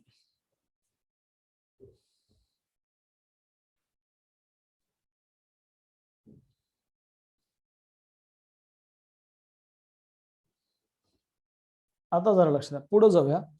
नाउ तो दोस्तों ये रिलैक्सेशन कोई एक्टिव प्रोसेस नहीं होती, ये पैसिव प्रोसेस होती है. दैट इज फिर से role of that is external role of दोस्तों एक्सटर्नल इंटरकॉस्टल मसल और आईसी मसल. आप बोलेगे सर ये एक्सप्रेशन में मदद करता है क्या, एक्चुअली इसका जब रिलैक्सेशन होगा तो अपने आप एक्सप्रेशन होता है. But external intercostal muscle, these are the muscles of दोस्तों इंस्पिरेशन की मसल है. डायफ्राम और एक्सटर्नल इंटरकॉस्टल मसल्स इंस्पिरेशन की, पर इंस्पिरेटरी मसल है, पर उनका एक्सप्रेशन में रोल नहीं है. पर एग्जैक्ट होता क्या है मैं आपको बताने की कोशिश करूंगा. तो जब ये एक्सटर्नल इंटरकॉस्टल मसल रिलैक्स होंगे दोस्तों, that is relaxation of external intercostal muscle. इसकी वजह से क्या होगा, एक्सटर्नल आईसी मसल जब रिलैक्स होते हैं दोस्तों, तो इसकी वजह से ribs and sternum okay goes to their normal position. क्या होगा दोस्तों, ribs and sternum return to their original position. Ribs and sternum जो अपवर्ड और आउटवर्ड हुए हैं, रिब्स एंड स्टर्नम जो अपवर्ड और आउटवर्ड हुए हैं दोस्तों, रिब्स एंड स्टर्नम रिटर्न हो रहे, returns to their original position, और जब वो ओरिजिनल पोजीशन में आएंगे, टू देयर ओरिजिनल पोजीशन, याद रखो क्या हो जाएगा दोस्तों, जब वो ओरिजिनल पोजीशन में आएंगे तो फिर आगे वाली चीजें होती है. देयर इज अ बोलो डिक्रीज इन दोस्तों, that is volume of thoracic cavity, decrease हो जाए, volume of thoracic cavity decrease हो जाएगी. ओके, फिर दोस्तों इसके बाद क्या हो जाएगा, there is again decrease in volume of pulmonary cavity, there is a decrease in volume of pulmonary cavity. Thoracic cavity की वॉल्यूम चेंज हुई तो पल्मोनरी कैविटी की वॉल्यूम चेंज होती है। नंबर 6 दोस्तों, there is a increase in, वही सब चीजें हैं, इंक्रीज इन इंट्रापल्मोनरी प्रेशर और pressure inside the pulmonary cavity, increase in intrapulmonary pressure. और ये जो इंट्रापल्मोनरी प्रेशर दोस्तों, इट बिकम, ये जो इंट्रापल्मोनरी प्रेशर है become more than the atmospheric pressure. ये जो इंट्रा पल्मोनरी प्रेशर है, ये इंट्रापल्मोनरी प्रेशर जो है, इंट्रापल्मोनरी प्रेशर जो है दोस्तों, pressure become more than the atmospheric pressure, become more than the atmospheric pressure, more than the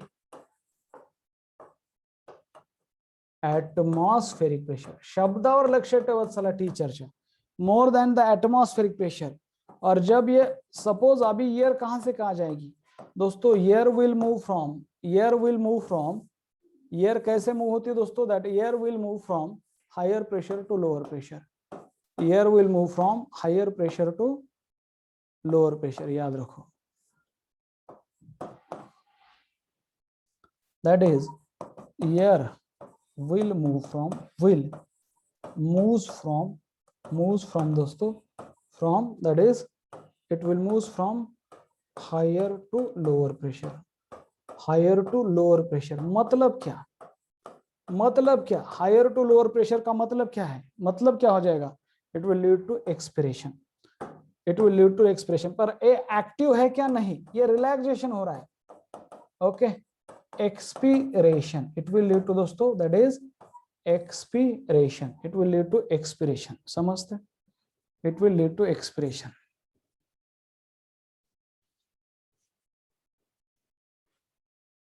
clear है।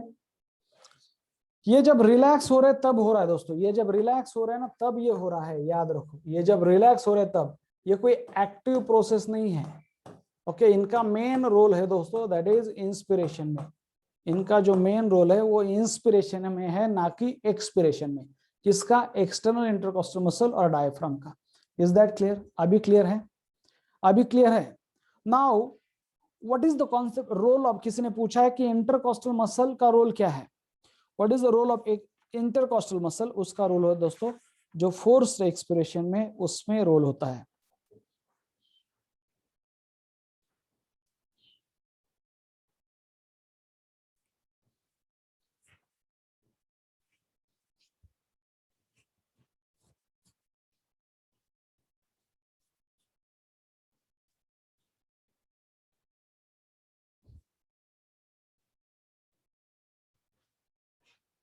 बघा काय आहे, आता हे झालं का, हे क्लिअर आहे का सर, तुम्ही तर एक्सप्रेशन मध्ये पण डायफ्राम आणि एक्सटर्नल इंटरकोस्टल मसल बद्दल बोललात, हो बोललोय, पण ते रिलॅक्स व्हायला लागले, कॉन्ट्रॅक्ट नाही, रिलॅक्स व्हायला लागले, त्यामुळे व्हायला लागले, म्हणजे एवढा काय त्यांचा रोल नाही, त्यांचा मेन रोल आहे इन्स्पिरेशन मध्ये। These are inspiratory muscles, these are the muscles of inspiration.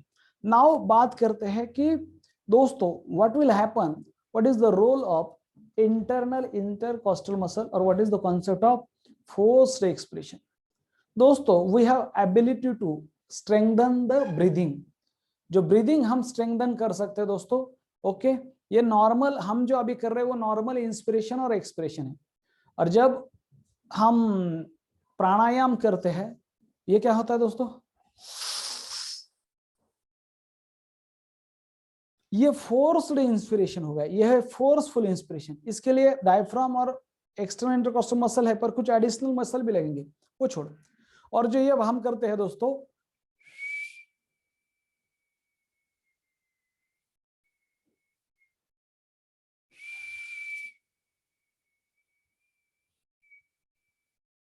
ये क्या है,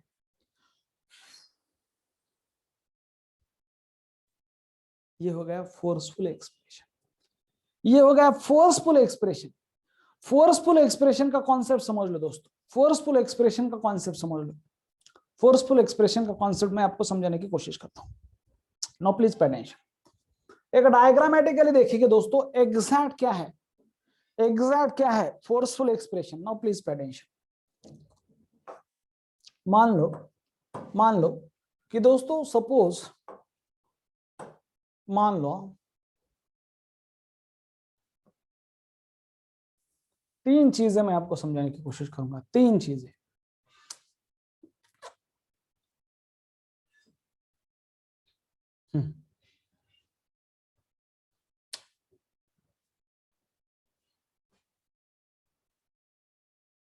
ठीक, चार, तीन के साथ, तीन नहीं चार।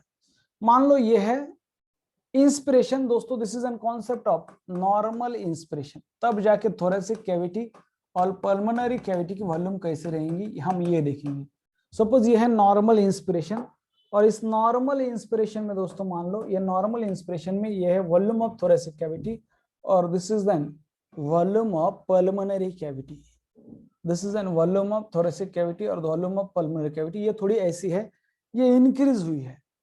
अभी बात करते दोस्तों the concept of normal expression. Now what is the concept of normal expression? Expiration, normal expression क्या है बात करेंगे। नॉर्मल एक्सप्रेशन में क्या हो रहा है देखो, ओके दोस्तों, यह है नॉर्मल इंस्पिरेशन। मान लो यहां से हवा अंदर आ रही है, एयर अंदर आ रही है, ये होगा नॉर्मल इंस्पिरेशन। दोस्तों नॉर्मल एक्सप्रेशन की बात करते हैं, यहां से जो है यहां से हवा बाहर जा रही है। मान लो ये हो गया आपका नॉर्मल एक्सप्रेशन, यहां से हवा बाहर जा रही है। मान लो यह है थोड़े वॉल्यूम ऑफ थोरेसिक कैविटी, और दिस इज दोस्तों वॉल्यूम ऑफ पल्मोनरी कैविटी, थोड़ी सी कम हुई है, और यहां से हवा क्या हो रही है, बाहर जा रही है। ओके, ये इतना फर्क है, यहाँ बड़ी है यहाँ कम हुई है। ओके, यहाँ पे क्या है दोस्तों, व्हाट आर दीज, ये है व्हाइट वाली है थोरेसिक कैविटी और ग्रीन वाली है पल्मोनरी कैविटी। ओके, व्हाइट वाली क्या है, व्हाइट वाला है दोस्तों this is N thoracic cavity. जो व्हाइट लाइनिंग है वो है थोरेसिक कैविटी, और दोस्तों जो ग्रीन लाइनिंग है मान लो वो है पल्मोनरी कैविटी। जो ग्रीन लाइनिंग है मान लो वो है pulmonary cavity, pulmonary cavity. Okay, हम प्राणायाम कर रहे हैं अभी, प्राणायाम, तो क्या हो जाएगा, ये हो गया फोर्सफुल इंस्पिरेशन। मैं समझा रहा हूं फोर्सफुल इंस्पिरेशन और फोर्सफुल एक्सप्रेशन। ओके, ओम जब होता है वो, तो यहाँ पे ये इतना वॉल्यूम बढ़ाने से थोड़ी हवा ज्यादा अंदर जाएगी, वॉल्यूम ज्यादा बढ़ाना पड़ेगा या नहीं, वॉल्यूम ज्यादा बढ़ाना पड़ेगा या नहीं, थोरेसिक जो कैविटी का वॉल्यूम है, यस और नो बोलो। इतने में थोड़ी हवा बैठ जाएगी, नहीं, थोड़ा सा और ज्यादा, नॉर्मल से थोड़ा और ज्यादा। तो दोस्तों यहाँ पे क्या होगा, थोड़ी सी, ज्यादा नहीं है पर थोड़ी सी वॉल्यूम बढ़ जाएगी, और सपोज मान लो दोस्तों it will become like this, it will become like this. कुछ ऐसा सिनारियो, ये समझने के लिए बोल रहा हूं, कुछ ऐसा सिनारियो आ जाएगा। ओके, कुछ ये है थोरेसिक कैविटी, और दोस्तों मान लो ये है पल्मोनरी कैविटी, ये है थोरेसिक कैविटी और ये है पल्मोनरी कैविटी। थोड़ा ज्यादा वॉल्यूम बढ़ रहा है, और दोस्तों ये कौन सा है, व्हाट इज दिस प्रोसेस, ये जो प्रोसेस है मान लो ये है फोर्सफुल एक्सप्रेशन। क्या हो रहा है, ये है दोस्तों forceful expression, forceful expression, sorry inspiration, forceful inspiration. इसके अलग मसल होते हैं। नॉर्मल इंस्पिरेशन के मसल है diaphragm and external intercostal muscle. Forceful inspiration के मसल है स्टर्नोक्लेडोमास्टोइड। यहाँ पे मसल है देखो, ऐसा कर अलग प्रोमिनेंट है मसल, सी दिस, ये मसल, या फिर pectoralis major, pectoralis minor. Okay, बहुत सारे अलग अलग मसल है दोस्तों, they help in forceful inspiration. यहाँ पे आ रही एयर, ये एयर चली गई बाहर। ओके, ये एयर बाहर चली गई। अभी दोस्तों there is a concept of forceful expression.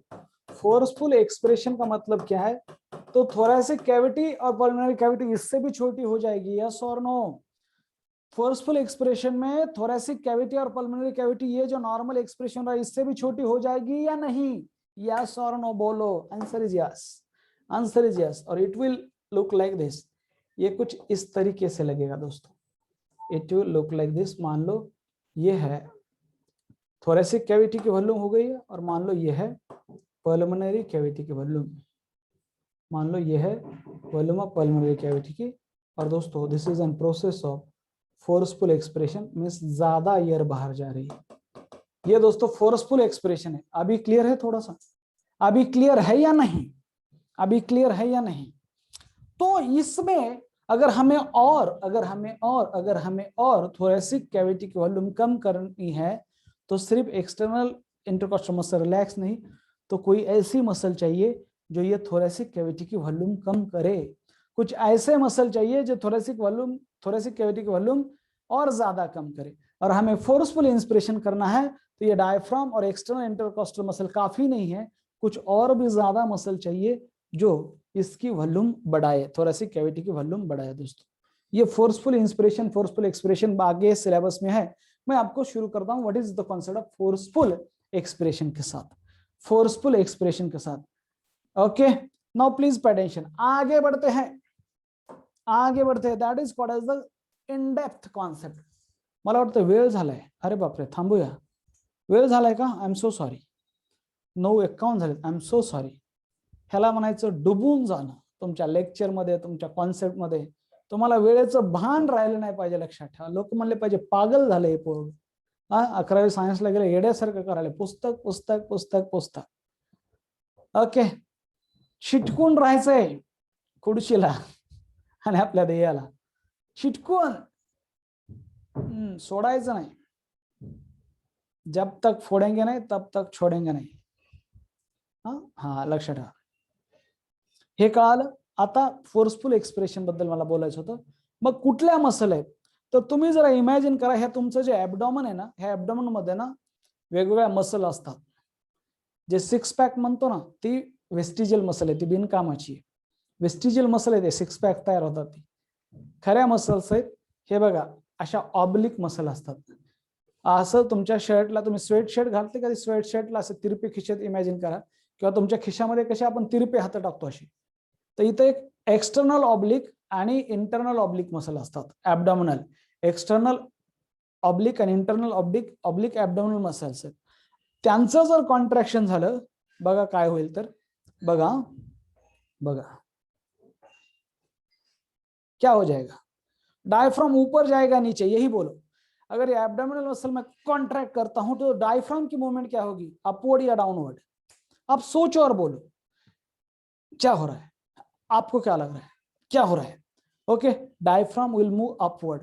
Diaphragm अगर अपवर्ड मूव होता है तो एब्डोमिनल जो कंटेंट है, राइट साइड में लीवर है, स्टमक है, लेफ्ट साइड में बाकी का स्मॉल इंटेस्टाइन, लार्ज इंटेस्टाइन, ये एब्डोमिनल कंटेंट ये पुश अपवर्ड, और उसकी वजह से डायफ्राम ऊपर जाता है। अगर डायफ्राम ऊपर जाएगा दोस्तों तो आप बोलो एक्सप्रेशन होगा या इंस्पिरेशन? फटाक से एक्सप्रेशन होगा या इंस्पिरेशन? एक्सप्रेशन हो गया तो मेरा आपसे फिर से एक सवाल है, contraction of abdominal muscle causes inspiration और एक्सप्रेशन? कपाल भारती कपाल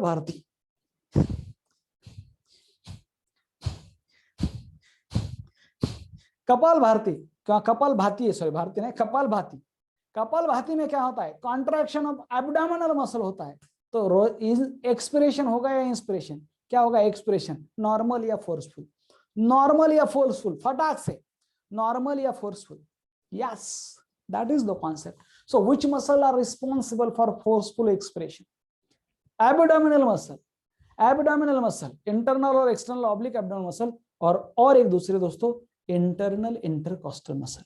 ये जो इंटरनल इंटरकॉस्टल मसल है, ये जो रिब्स है, इसके बीच में दो मसल है, उन्हें कहते हैं इंटरनल इंटरकॉस्टल मसल। अगर वो कॉन्ट्रैक्ट होते हैं तो होगा क्या दोस्तों, the ribs and sternum moves downward and inward. काय? मूव्स डाउनवर्ड एंड इनवर्ड, त्याच्यामुळं थोरेसिक कॅव्हिटीची व्हॉल्यूम कमी होती आणि फोर्सफुल एक्सप्रेशन। उद्याच्याला बोलतोय। Thank you so much, thank you. वेळ झालाय, आता कळायला लागले कॉन्सेप्ट, समजून घ्या। डेप्थला जायचं, डेप्थला, विड्थला नाही। आज हिकअप बोललो, एकदा हिकअप बोललो, हिकअपच्या नंतर काय बोललो सगळे एकदा रिवाइज करतो। Okay, MCQ of the day पण घेतो। Just wait. Now what is mean by hiccup? दोस्तों हिकअप क्या है? It is a sharp jerky. Jerky म्हणजे झटका. जसं आता कोणाला उचक्या लागलं हे सगळं आठवलं पाहिजे, त्याला एक्सप्लेन करायचं. Do you know that what is hiccup? It is sharp jerky incomplete inspiratory sound है.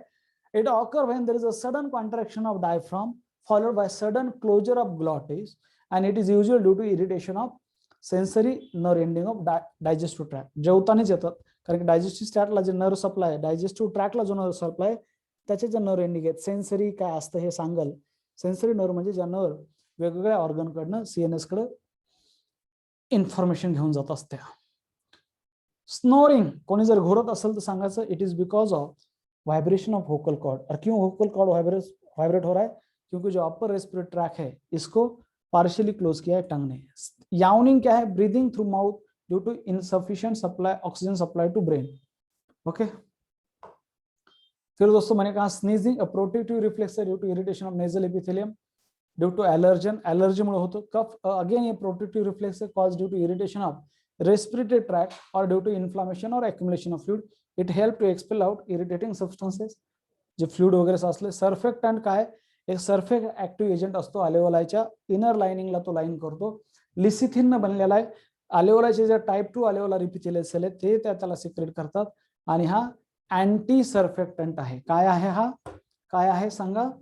नावातच आहे सर्फेक्टंट. ह्याचा अँट म्हणजे अँटी सरफेस टेन्शन काम आहे ह्याचं. अँटी सरफेस टेन्शन म्हणजे सरफेस टेन्शन कमी करतो. अँटी म्हणजे अपोज करतो. So it anti surface tension आहे. Decreases the surface tension between alveolar fluid and air function prevent collapsing of alveoli. Number 4 ला हे आपण बघितलं, हे नॉर्मल अल्वेओलाय, ह्या त्याच्या वॉल, ह्या नॉर्मल अल्वेओलाय, ह्या त्यांच्या वॉल आणि ह्या कोलॅप्स झाल्यात म्हणजे ह्यांची साईज कमी झाली. याला म्हणायचं कोलॅप्सिंग अल्वेओलाय. लक्ष ठेवा. पुढे डायग्राम आपण बघितली, हा ब्ल्यू कलरचा सर्फेक्टंट लेयर आहे. ओके. हा एअर स्पेस आहे आणि त्या टाइप 2 अल्वेओलार सेल त्याला सिक्रेट करतात, ते पण दिलेलं आहे त्यांनी. नंबर 6 ला एक्सपिरेशन काय असतं आपण बघितलं, exhalation of alveolar air, release of alveolar air from lungs to the atmosphere, और जब इंट्रापल्मोनरी प्रेशर ज्यादा हो जाएगा देन द एटमॉस्फेरिक प्रेशर, तब जाके एक्सपिरेशन होता है. ये पैसिव प्रोसेस है. Number 7 role of diaphragm. जब डायफ्राम रिलैक्स हो जाएगा it goes to the normal side, means it moves upward and become arched upward. हे महत्वाचं आहे. It is arched upward. लक्षात राहा, धनुष्यबाणासारखा होतो. ओके. बघा इट हे डायफ्राम आहे. ओके. आर्च्ड अपवर्ड, अपवर्ड साइडला गेला म्हणजे आर्च झाला, डाउनवर्ड साइडला आला फ्लॅट. ये डांस की स्टेप है मान लो, this is an step of dance. Okay. Okay. तो ये क्या है? What is this? Arched upward. Thoracic कॅव्हिटीची व्हॉल्यूम कमी होईल, डाउनवर्ड फ्लॅट होईल. हे महत्वाचं आहे. फ्लॅट कधी होतो, आर्च कधी होतो, हे एमसीक्यू आहे. It lead to the decrease in the volume of thoracic cavity, that lead to the volume of pulmonary cavity also decreases, and because of that there is an increase in the intrapulmonary pressure. So intrapulmonary pressure become more than the atmospheric pressure. इसकी वजह से क्या होगा? Air will move from higher to lower pressure, तो expiration हो जाएगा. इसके बाद दोस्तों क्या हो जाएगा? Relaxation of external intercostal muscle, त्यामुळे ribs and sternum return to their original position, त्याच्यामुळे थोरॅसिक कॅव्हिटीची व्हॉल्यूम कमी होईल. उसके बाद दोस्तों पल्मोनरी कैविटी की वॉल्यूम कम हो जाएगी. फिर जो पल्मोनरी कैविटी के अंदर प्रेशर है वो बढ़ जाएगा and become more than the atmospheric pressure, तो air will move from higher to lower pressure, हो जाएगा एक्सप्रेशन. फिर हमने ये 4 चीजें देखी, normal inspiration, normal expression, exact what is दोस्तों कॉन्सेप्ट ऑफ थोरैसिक और पल्मोनरी कैविटी. तो ये है कॉन्सेप्ट. और नॉर्मल इंस्पिरेशन के क्या मसल है? मैंने कहा डायफ्राम और इंटरनल इंटरकॉस्टल, डायफ्राम और एक्सटर्नल इंटरकॉस्टल मसल. फिर नॉर्मल एक्सप्रेशन, ये तो पैसिव प्रोसेस है, वहां पे भी डायफ्राम और एक्सटर्नल इंटरकॉस्टल मसल का ही रोल है. पर जो फोर्सफुल एक्सप्रेशन में है, यहाँ पे दोस्तों क्या है? फोर्सफुल स्टर्नोक्लेडोमास्टोइड, इथल्या ज्या मसल्स आहेत लक्षात ठेवा, forceful expression it is because of दोस्तों इंटरनल इंटरकॉस्टल मसल, इंटरनल आयसी मसल लिहितो जरा, आणि दुसरे that is abdominal muscle, that is abdominal muscle. इकडे ज्या फोर्सफुल इन्स्पिरेशनच्या मसल्स आहेत त्याच्यामध्ये नंबर येईल दॅट इज स्टर्नोक्लेडोमास्टोइड, स्टर्नोक्लेडोमॅस्टोइड नाव मोठं आहे, हे अटॅचमेंट वर नाव आहे स्टर्नोक्लेडोमास्टोइड मसल. आणि नंतर pectoralis major muscle, pectoralis major and minor, pectoralis major muscle हे आहेत. आणखी असतात इथं काय, दॅट इज अ डायफ्राम दोस्तों, यहाँ पे है डायफ्राम मसल है, डायफ्राम याद रखो. और दोस्तों दैट इज अ एक्सटर्नल आयसी मसल, एक्सटर्नल आयसी मसल. हे पॅसिव्ह प्रोसेस आहे, ह्याला कुठल्या मसलची गरज नाहीये, ही पॅसिव्ह प्रोसेस आहे. पण डायफ्राम आणि हे रिलॅक्स झालं की होतं. फोर्सफुल एक्सप्रेशन मात्र पॅसिव्ह नाही, फोर्सफुल एक्सप्रेशन सुद्धा ऍक्टिव्ह प्रोसेस आहे. आता जरा मजा येत असेल बघा, आता कळत असेल, आता समजत असेल. Okay, is sleep talking related to this topic? नाही नाही, ह्याच्याशी रिलेटेड नाही ते. Okay done. ओके, ते सीएनएस से रिलेटेड है आणि ते आपल्या सिलेबसला नाही. कळतंय का? ओके डन, रोकते हैं. अगर आपकी कुछ डाउट है तो बोलो दोस्तों. सर जास्त स्नोरिंगमुळे डिसीज ऑकर होतात का? कोणचे नाही. ये सब नर्वस कंट्रोल मध्ये आहे का? नाही. प्रोसेस एकदम फास्ट होता है क्या सर? ये सब प्रोसेस. थैंक यू, क्लियर है. आगे बढ़ते हैं. Now MCQ of the day की तरफ जाएंगे दोस्तों. MCQ of the day. पण वेळ आहे ना आपल्याकडे? वेळ आहे का? एमसीक्यू ऑफ द डे बनवून पाठवत चला. कालचं करेक्शन करतो मी. MCQ of the day, MCQ of the day दोस्तों. Number 1 point, that is MCQ of the day में नंबर 1 पॉइंट. चला वेगळा घेऊया जरा. Match column 1 with column 2. Match the column 1 with column 2. column 1 with column 2 घेऊया. तुम्ही एमसीक्यू बनवायची सवय लावून घ्या. तुम्ही बनवत नाहीयेत. ओके, तुम्ही बनवत नाहीयेत, बनवून घ्या. ओके, नंबर 1 दोस्तों, दैट इज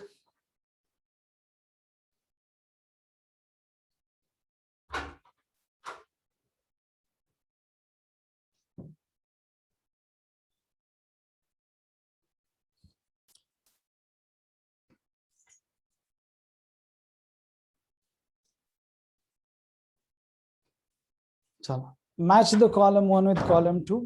जरा लक्ष द्या. That is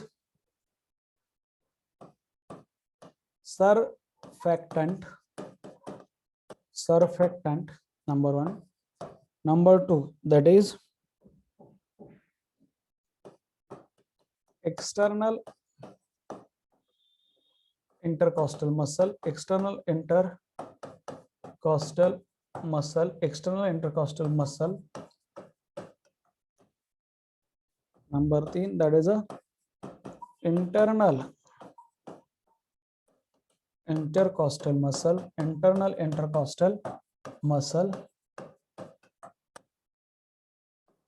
number 4, that is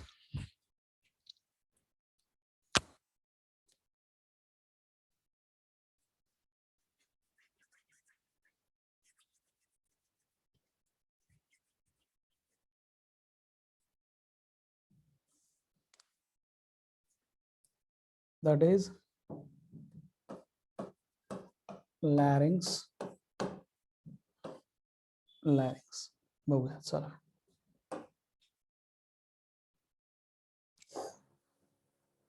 that is a दोस्तों, ये है that is normal inspiration. B, that is normal expiration. B, normal expiration. number C, that is a type 2 alveolar epithelial cells. type 2 alveolar epithelial cells. number D, that is दोस्तों, number D, that is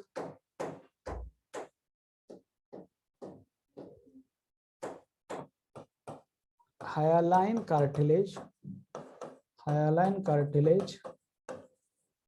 और number E, that is दोस्तों forceful expression. तो मला सांगा match the column. आता तुम्ही सांगायचं कसं, मी जर सांगतो समजा असं पण येतं, इकडं 4 इकडं 5, एक एक्स्ट्रा दिलेला असतो. सो सरफेक्टेंट के आगे क्या लिखो, बोलो सरफेक्टेंट के आगे क्या लिखो, सरफेक्टेंट के आगे सी, सरफेक्टेंट के आगे क्या है C. It is secreted by type 2 alveolar epithelial cell. External intercostal muscle के आगे क्या लिखो, बोलो एक्सटर्नल इंटरकॉस्टल मसल के आगे क्या लिखो, A. It is responsible for normal inspiration. Normal expression साठी ते रिस्पॉन्सिबल नाहीये. It is responsible for normal inspiration. त्याचं कॉन्ट्रॅक्शन इन्स्पिरेशन करतं, रिलॅक्स मुळे एक्सप्रेशन होतं, ते महत्वाचं नसतं. नाउ इंटरनल इंटरकॉस्टल मसल के सामने क्या लिखो, बोलो ओके एबीसीडी क्या लिखो, अरे ई रे बाबा, बी कुठे येईल, E. They are responsible for forceful expression. और लैरिंग्स क्या है दोस्तों, लैरिंग्स के सामने क्या लिखो, लैरिंग्स के सामने क्या लिखो, larynx are they are made up of cartilage, और टाइप है ये कार्टिलेज का जिसका नाम है हायालाइन कार्टिलेज. कौन सा कार्टिलेज, हायालाइन कार्टिलेज. तो दोस्तों ये हो गया डी. तो this is an MCQ of the day, match the column 1 with column 2. हमेशा इसकी प्रैक्टिस करो, एक एक्स्ट्रा लेके, ताकि ये तो समझ में आएगा पर एक्स्ट्रा भी समझ में आने की जरूरत है. ठीक है, थैंक यू सो मच. आज के लिए इतना ही. आज बात करेंगे पीके में दोस्तों टेरिडोफाइटा के बारे में बात करेंगे. Thank you so much, bye bye, take care, पढ़ते रहो. ठीक है, ठीक है. गेमिंग म्हणजे हाऊ हिकअप, ते इरिटेशन जे आहे पाणी पिल्याच्या नंतर जे डायजेस्टिव्ह ट्रॅक्टचे इरिटेशन व्हायला लागले, तिथल्या नर एंडिंगचं ते होणार नाही. ओके, त्यामुळे ते हिकअप थांबतील. ठीक आहे. यावनिंग कळालं नाही, यावनिंग म्हणजे जांभळी देणे. का होतं की ब्रीदिंग थ्रू माउथ, हा माउथ से ब्रीदिंग करा दोस्तों. ठीक आहे, हा विच मीन्स दॅट तुम्ही अजून 1 तास जरी लेक्चर एक्सटेंड केलं तरी कळलं नसतं की टाइम ओव्हर झाला आहे. वेदांत, हो पण झाला ना time. Okay, many gases are inhaled but only CO2 is exhaled out. नाही बाकीचं पण येतात. 1 2 4 राईट आलं, बढिया. All MCQ are correct. बस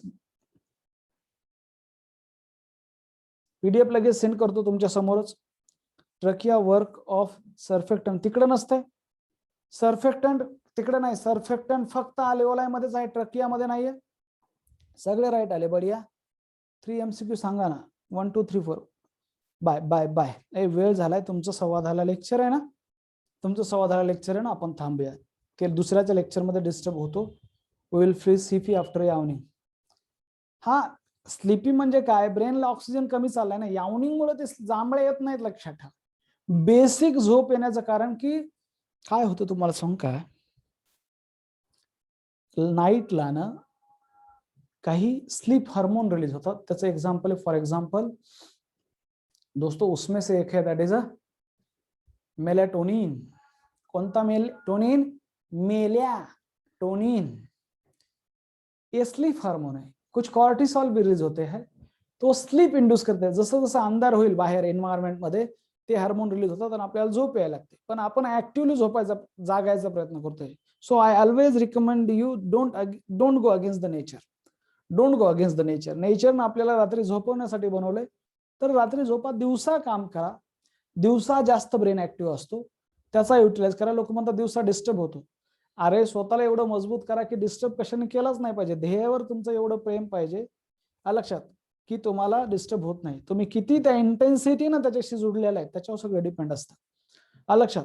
आणि रात्री मग ते झोपायला लागते. मग ऑक्सिजन सप्लाय वगैरे थोडासा ब्रेनला कमी पडतो, किंवा जेवण केल्याच्या नंतर तो ऑक्सिजन थोडासा डायव्हर्ट होतो डायजेस्टिव्ह सिस्टमकडे, म्हणून जेवण केल्या झोप येते. म्हणून थोडं जेवायचं, अरे ते तेवढं ऑक्सिजन सप्लाय लागणार नाही. ऑक्सिजन सप्लाय ब्रेनकडे कमी चालला की मग ते जांभळ्या वगैरे यायला लागतात. कडाकड जांभळ्या द्यायला म्हणजे लय जास्त ऑक्सिजन सप्लाय कमी पडला, तुम्हाला तुरंत झोपायची गरज आहे. जर असं होत असेल तर एक 15 मिनिटाचा छान नॅप घ्या, एक 15-20 मिनिटाची छानपैकी. 20 मिनिटामध्ये एक स्लीप सायकल कम्प्लीट होत असते. मी शिकवल तुम्हाला CNS शिकवताना, ते आपल्या सिलेबसला नाही, पण स्लीप सायकलचा काय कॉन्सेप्ट आहे.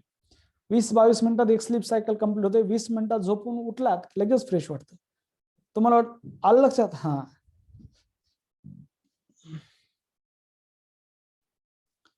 अरे ट्रान्सफरेबल म्हणजे असं काय, ते काय जादू नाही. जसं स्माईल, एखाद्या समोरच्याचा स्माईल करायला आपण पण करतोच ना, पण प्रत्येक वेळा असं होईलच नाही. नसता बाहेर निघताना दात काढताना कोणासमोर कोणी जर बघितलं तरी लोक येडं समजतील. त्या सिच्युएशन नुसार आहे. एखादं समोरून मुलगी येईल तुम्ही काय स्माईल, कानाखाली बसेल एखादी, है ना. सिच्युएशन नुसार आहे ती कंडिशन. येतंय लक्षात? हा. झोपावं वाटतं कशामुळे? ब्रेन थकतो त्यामुळे. ठीक आहे. 10:30 लेक्चर आहे का? डीएपीचा अर्थ काय होतो? डीएपी म्हणजे डायफ्राम जर कॉन्ट्रॅक्ट झाला तर एपी म्हणजे अँटेरियो पोस्टेरियो ऍक्सिस मध्ये व्हॉल्यूम कमी होईल. एपी ऍक्सिस मध्ये व्हॉल्यूम कमी होईल थोरॅसिक कॅव्हिटीची. त्याचा अर्थ डीए. प्रोटेक्टिव्ह रिफ्लेक्स म्हणजे समजा काही खाल्लंय, लक्षात घे, आणि इथं घशामध्ये अडकलंय तर लगेच खोकला यायला लागतो ना किंवा ठसका लागतो. ओके, किंवा खोकला यायला लागतो. आता खोकला काय येतो आपल्याला इथं अप्पर रेस्पिरेटरी ट्रॅक्टचं इन्फेक्शन झालंय आणि इथं म्युकस ग्लँड आहे, त्याचं सिक्रेशन वाढलंय, त्यामुळे त्यांनी म्युकस सिक्रेट केलंय. खोकला यायला लागतो. एखाद्या आजोबा बघा तुम्ही असं आणि ते थोड्या वेळाने असं उह करून करतात. मतलब क्या? उन्होंने क्या किया? जो म्यूकस है जो कलेक्ट हुआ था वो ज्यादा हुआ था, इसीलिए नेचुरली कफ शुरू हो गया और कफ ने वो सब म्यूकस एक जगह पे लाके, सो कि वो म्यूकस बाहर फेंकने का एक तरीका है.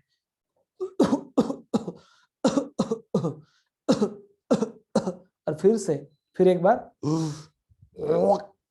बाहर. तो कप एक प्रोटेक्टिव रिफ्लेक्स है. क्यों प्रोटेक्शन? क्योंकि अगर वो म्यूकस नीचे लंग्स में जाएगा तो प्रॉब्लम हो जाएगा. लंग्स में जाना चाहिए ईयर, अगर म्यूकस जा रहा है, फ्लूइड जा रहा है तो प्रॉब्लम हो जाएगा. पानी नहीं चाहिए लंग्स को चाहिए ईयर. तो इसलिए वो बाहर के बाहर ही फेंकते हैं. पर कभी कभी क्या होता है, लंग्स में ही पानी भर जाता है, तो लंग्स वहां से नीचे से पानी बाहर फेंकने की कोशिश करता है. ये मुश्किल है, ये हो ही नहीं सकता. ओके, ये हो नहीं सकता. लंग्स से पानी बाहर आ जाए, ये हो नहीं सकता. इसलिए ट्रीटमेंट की जरूरत है कि वो पानी वही के वही एब्जॉर्ब हो जाए. लंग में पानी मतलब निमोनिया, और कोविड में यही हो रहा है, कोविड-19 में यही हो रहा है. हवा की जगह पानी और डेथ. समझे? ओके, चलो. इन्फ्लामेशन मीन्स जळजळ का? नाही. इन्फ्लामेशन म्हणजे आग होणे कुठल्याही गोष्टीची, जळजळ नाही. इन्फ्लामेशन म्हणजे आग, आणि 4 गोष्टी होतात इन्फ्लामेशन. इथं एकदम जोरचा लागलाय मला, एखादा दगड लागला, इथं 4 गोष्टी होतात. काय? सुजणे, स्वेलिंग, लालसर होणे म्हणजे रेड, पेन, दुखायला लागतं, आणि थोडंसं तिथलं टेम्परेचर वाढतं. These are the cardinal sign of inflammation. ठीक आहे. 4 आणि 6 लेक्चर तर रेकॉर्ड झाले नाही लागला. डोंट वरी उन्मेष बेटा, डोंट वरी. तसं होऊ शकत नाही. कोणी एकाने तुझ्या नावाने कमेंट केली म्हणून तुझी जी लेवल आहे ती माझ्या मनामध्ये कमी होणार नाही. So don't worry. मी तुला भेटलोय ना, मी ओळखतो तुला चांगलं. तुझे मार्क्स मला माहिती. So don't worry. सोडून देते, फॉरगेट अबाउट. डिस्टर्ब नाही व्हायचं, सोडून द्यायचं. Let it go. अगर उडना है तो हल्का होना सीखो. हवा में अगर उडना है तो हल्का होना सीखो. मी सांगितलं होतं ना एके दिवशी. चलो बाय. थांबूया. चलो bye bye bye bye. PDF send करतो. Allergen means allergy causing agent, ज्याच्यामुळे अलर्जी होते. कधी कधी तुम्ही हवेत बाहेर गेलाय आणि तुम्हाला लगेच स्नीजिंग म्हणजे शिंका यायला लागतात, तुम्हाला कळत पण नाही, पण कुठला तरी अलर्जन हवेमध्ये कुठला तरी एक सबस्टन्स आहे, तो तुमच्या हवेमधनं तो नाकामध्ये गेलाय आणि तो कुठतरी अटॅच झालाय नेझल एपिथेलियमला आणि स्नीजिंग सुरू झाले. येतं लक्षात? असं होतं. अलर्जन म्हणजे अलर्जी कॉझिंग एजंट. इपिन्युरियम हा पुढचा पार्ट आहे, नंतर बोलूया. रिझन बियॉन्ड बेल्च अँड ढेकर. ते बर्फ काय होतं, स्टमक मधली बर्फ म्हणतात त्याला. स्टमक मधली एअर कधी कधी बाहेर येते इसोफेगस थ्रू, त्याच्यामुळं ते ढेकर येतं, बर्फी. ठीक आहे. Bye bye bye bye.